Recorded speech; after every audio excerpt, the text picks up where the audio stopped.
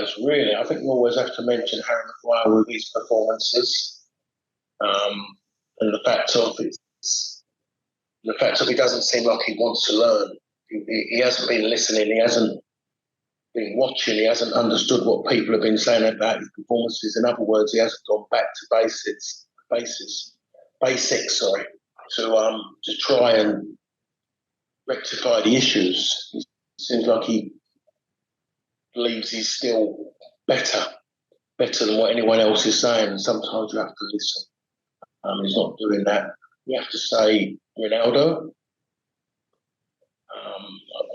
For Manchester United, you have to say those two have been maybe the biggest two disappointments, the two that are out there in the public eye. Ronaldo is maybe in general that he hasn't grasped that. He hasn't really grasped his age. I think he still thinks he's 27, and he hasn't realised his age. Ibrahimovic understood his age and understood how to play at that age and still have a presence and still be a benefit to the teams he plays in. Ronaldo hasn't done that because he still thinks he can do what he was doing 10 years ago, 5 years ago. I've seen Sancho, and he's not playing. I don't know what his strengths are, but it's not great pace. He's not lightning quick. He doesn't attack people. And a few times I did see him, he was always delivering crosses, but he's not attacking fullbacks. He's running to a certain distance and then stopping, then checking back, and passing back. It's one thing that he has shown with the goals he scored, that when he's facing goal, when he's in central positions, he can move people and get shots off. And every time he's done that, he's forced the keeper to make a save or he's scored. But to be honest, if you look at it at this moment in time, value for money, the way it's going for him, he could end up being one of the Manchester United's worst ever buys. Who surprised me the most, I would say at this moment, is Dalot. I wasn't expecting anything different from him when a new manager came in. I was expecting, and I was one of those people saying in the back four that he needed to get find virtually a new back four, because it's been definitely when he'd done that when Malacia come in, the way it played out, he started, and then I don't know what's happened to him, but he hasn't got me. I haven't said about United and the right back for ages. Wan-Bissaka coming in. If Wan-Bissaka doesn't come in, that means he's completely out of the picture. But he hasn't. No one's talking about Wan-Bissaka at this moment in time because how well Dalot's done. He's adapted. I think he's listened to what has been said to him by the new manager, and and that's the main thing when someone new comes in and you know you're struggling. And he was struggling by the fact of not playing no games. He's listened and he's tried to do what was asked of him, and he's gone and delivered that because you can see the improvement in the team. I've seen the improvement in his defending. I've seen the improvement in his general attitude. And his general attitude was before when he did play was not really to show much energy, just going through the motions, because I think he believed whatever happened next, he was not going to play in that next game. I'm never always going to agree what Gary says, but I will agree with that, without a shadow of a doubt. There was, for me, I think I've said this to you before, Nicholas. I look at before Ten Hag arrived, and then even prior to that, to previous manager, and then the manager before that,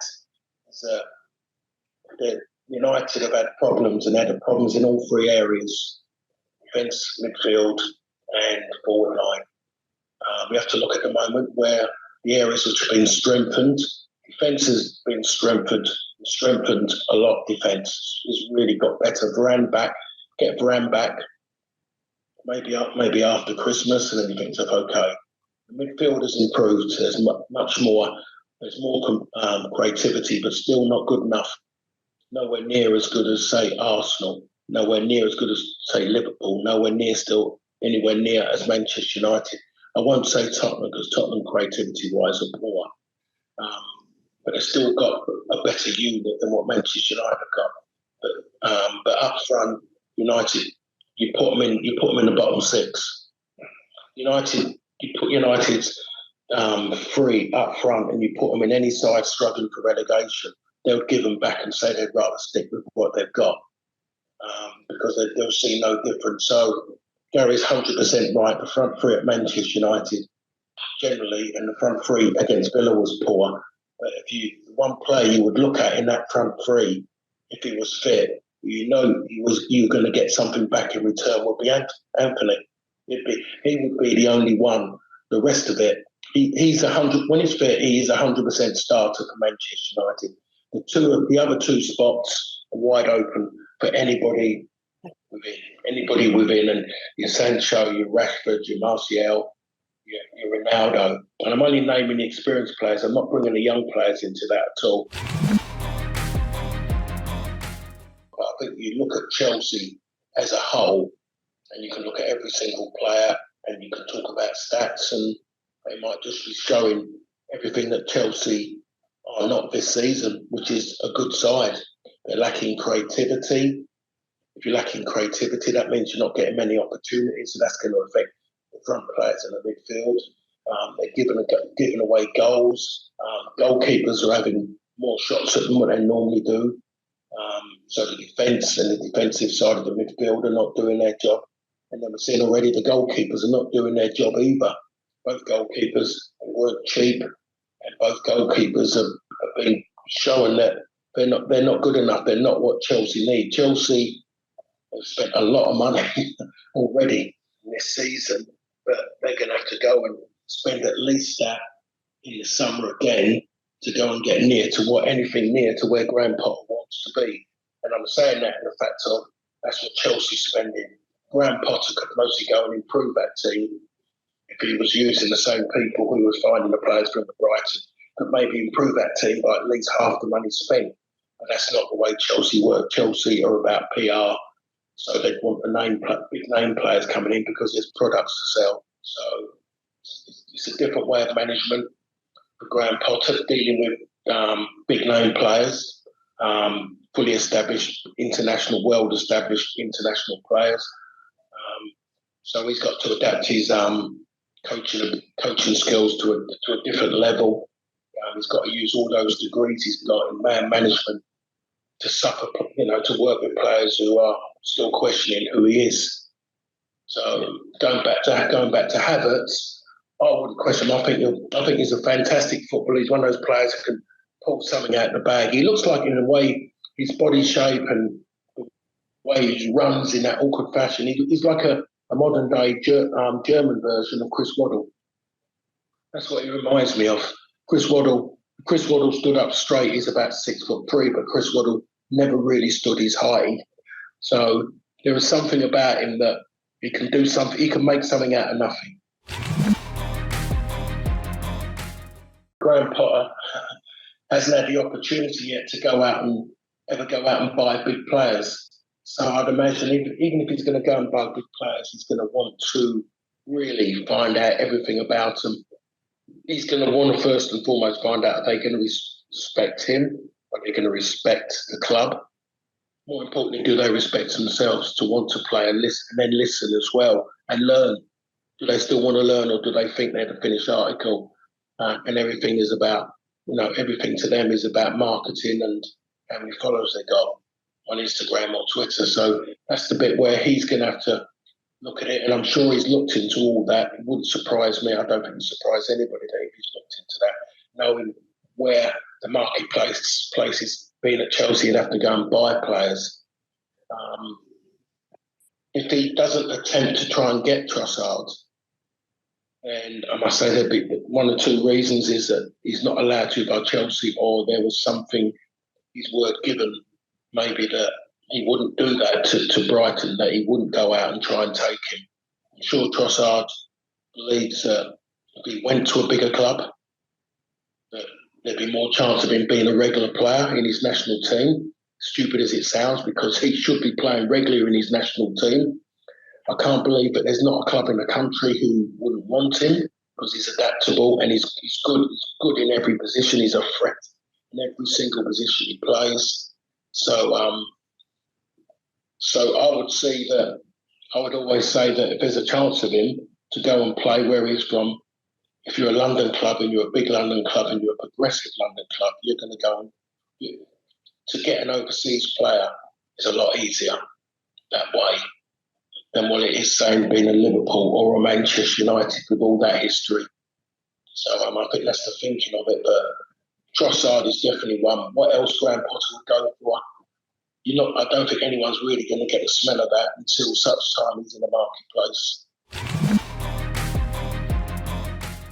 I look at Ben White and he's a centre half, been a centre half for the majority of his career. Well, for his career, all of his career up until this season. And I think he's done okay, but he does look like a centre half playing at right back. But because he's playing regularly for Arsenal, that's put him out there. He's got that profile because he's doing it for Arsenal rather than a lesser club as such. Is he good enough to play there in tournament football as a right back? We'd only find out the truth if he's there. Defensively, you can say that he'll do a good job. He'll give everything defensively because that would be his strength. He would be steady as he goes forward. He would play in that right back position as I would have played back in my day, as fullbacks were. But if you're looking for that progressive way in a modern day, that's not Ben White. He's agility wise, he's not that way. He's a centre half in what he's doing. I think he's going to have to call him in to be in the squad. Would he want him as his starter at right back? I would say no. I think that Trippier would be that now, given everyone's going down like flies. If you're going to play a back four, then yes, Trippier would be it. If you're going to play with wing backs, everyone would say Trent Alexander because he can attack, he can get forward and he can, with his crosses and that. But the problem is that playing international football, it's different. It's not all about playing wing back and attacking and putting crosses in because it's a different game. So I don't know if he would be a threat. And even then, in that position, you still need a good defensive positional sense. And I don't think he's got that either, to be perfectly honest. And how many times he gets caught out of position says that he hasn't got good positional sense in the back four. So to have it as a wing back, I think he would struggle as well on the defensive side. So Ben White, he'll be called into the squad definitely now. Has to be. Where before people might have gone but this and but that, but now when you look what's happening on that right side, where the right side was flooded with right backs.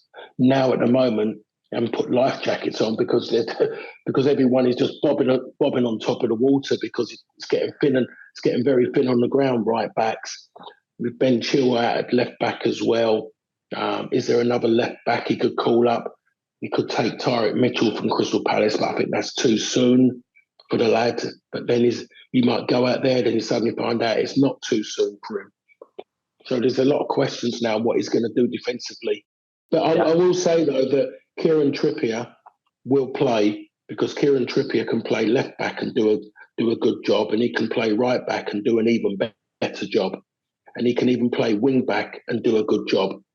A very good job at wing back as well. So he's all action, all positions as well.